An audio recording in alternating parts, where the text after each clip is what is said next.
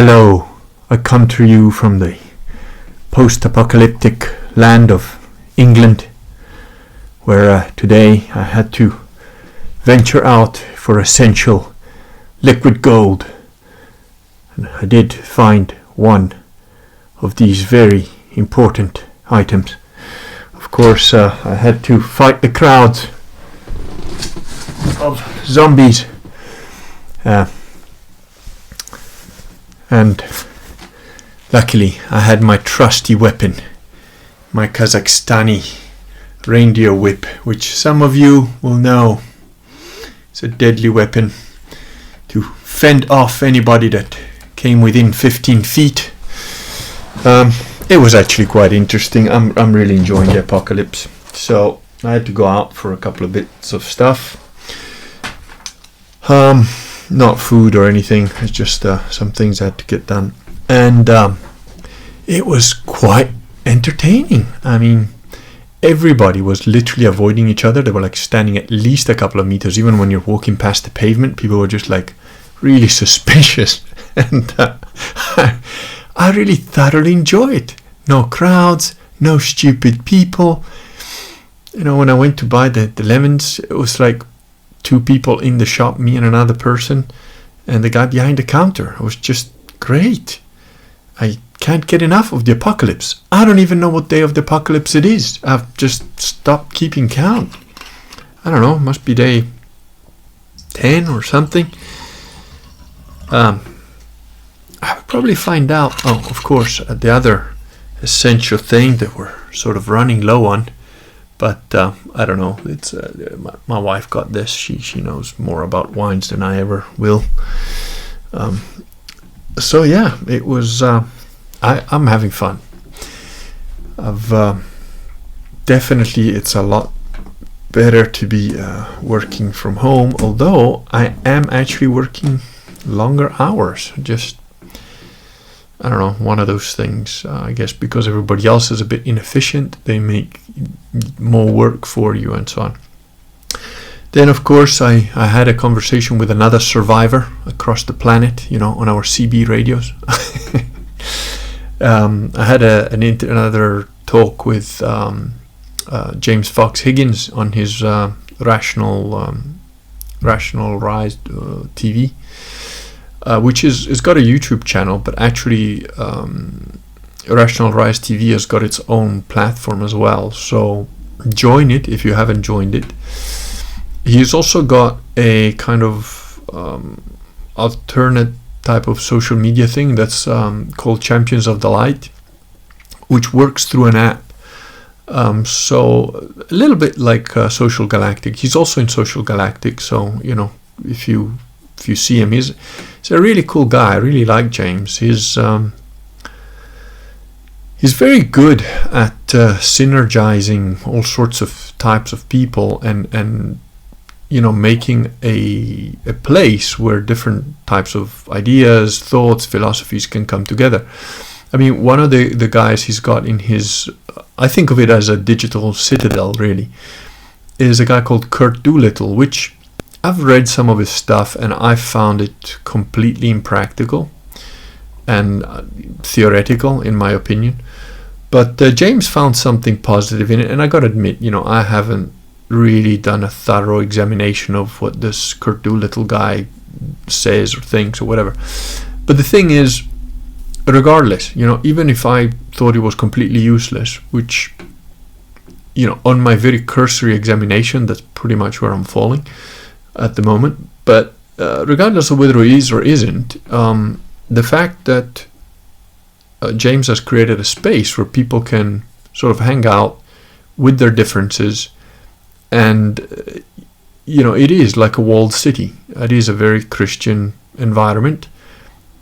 He's not interested in having non-Christians in there, which I think is great, and it's another sort of little citadel, much like Social Galactic is.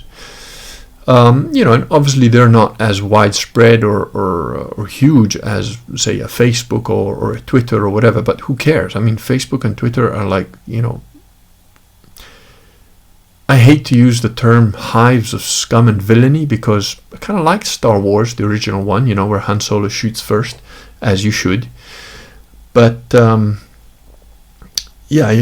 platforms are increasingly just nonsense. I've got really not very much bad things to say about the apocalypse. Another cool thing is that you've got all the downsides. Yes, the economic thing, blah blah blah, whatever. The dead people. Okay, and I'm not.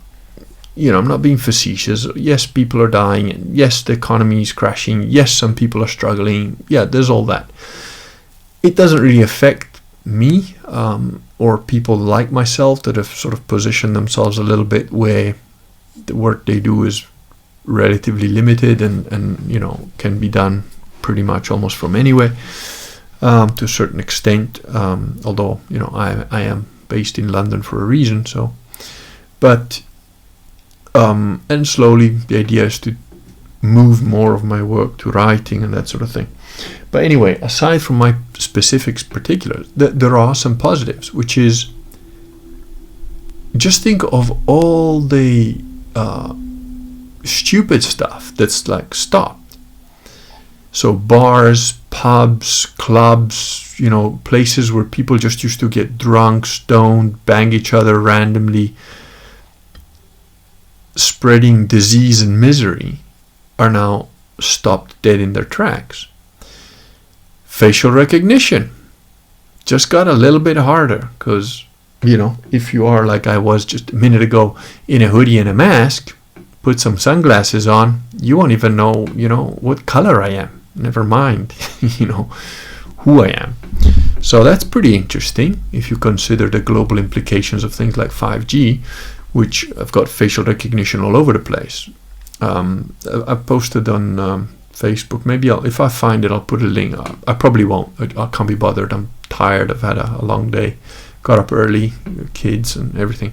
But there was an interesting video about a retired US general, I think, who was trying to explain what 5G is and how it's a platform that the Chinese sort of built up to take over everything that Apple, Microsoft, Facebook and those guys have done. And that in China, you don't even need to take your phone out of your pocket. You walk out of your house, you go Uber, and an Uber turns up. And the Uber guy knows who you are, knows your face, knows where to stop. And, when you say where you want to go, he'll drop you off there. And if you then want to pick up a digital bike, the bike gets unlocked by your phone.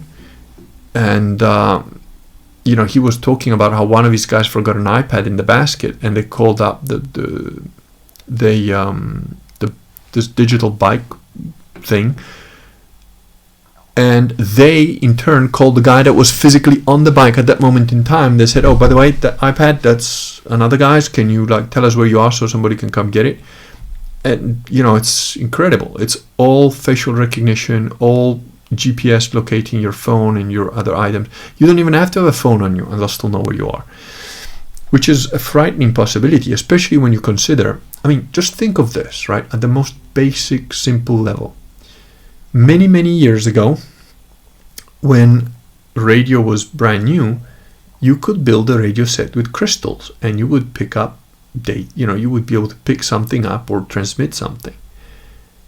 Now, there's so much crap in the airwaves that even if you did build a radio with crystals, it just wouldn't pick anything up. There's too much stuff going on. 5G, all the stuff, if you're at all familiar with Thomas Bearden's psychotronic weapons and scalar technology, I'm not going to try and bother explaining what scalar technology is. It's for another time. If you've read some of my fiction books, you'll know what I'm talking about. If you've read the Overlords of Mars series, when I say series, it's supposed to be at least a trilogy, but I've only written the first 2 books, and the third one has been in limbo for a few years now. I hope to get it finished eventually. Maybe Corona-chan can make that happen too. There is no end to what Corona-chan can do. So, anyway, scalar weapons and stuff like that, there's a lot of information, there's a lot of radio frequencies, there's a lot of electromagnetic waveforms going through every square millimeter of the space you inhabit that didn't used to be there 100 years ago, 200 years ago. So it's very, very interesting stuff. Who knows what the long-term effect of that is? And I'm reminded of a rather old movie, I suppose now, called Johnny Mnemonic, which was based on a book by William Gibson, if I remember right, where basically all the electromagnetic stuff that's going on essentially gives people a neurological disorder, something similar to like Alzheimer's.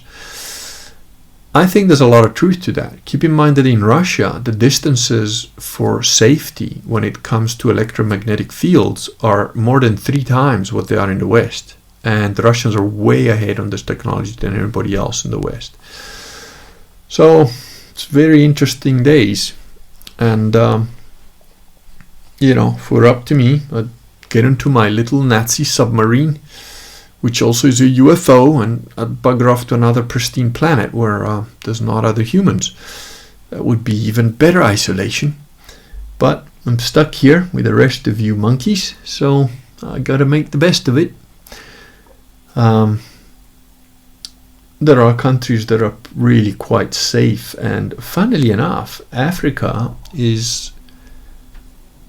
they're going on lockdown. The problems in Africa are going to be rioting, crime, rampant just anarchy, because 2 weeks without wages and without food is going to send a large chunk of the population into like panic mode. But in terms of disease, right now, either because they're not being tested and they're just dropping like flies and nobody knows about it, or nothing much is happening there. So that's quite interesting. And I've got family out there, and it seems to be still pretty stable. So yeah, in any case, we're essentially, the peak of the coronavirus has essentially been reached, except in the States, where it's going to run rampant for a little bit longer.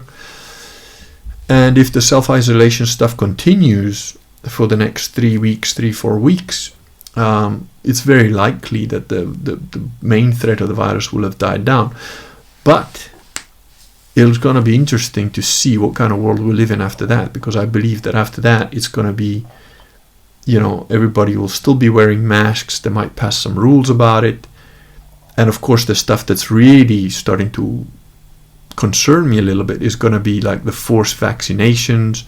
What are your travel parameters going to be? Are you going to have to have some kind of medical certificate to prove that you don't have coronavirus before you get on a plane?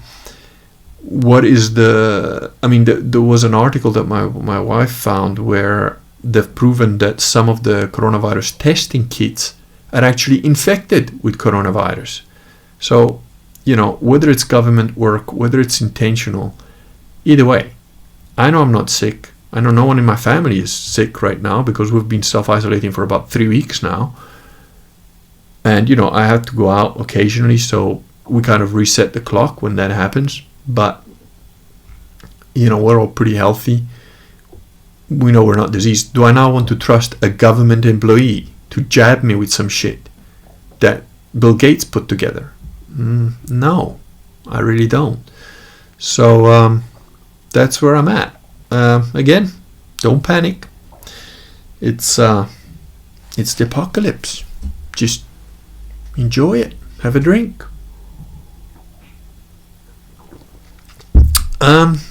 Yeah, that's about it. Just wanted to let you know that thanks to my trusty reindeer whip weapon, I'm safe from the zombie hordes.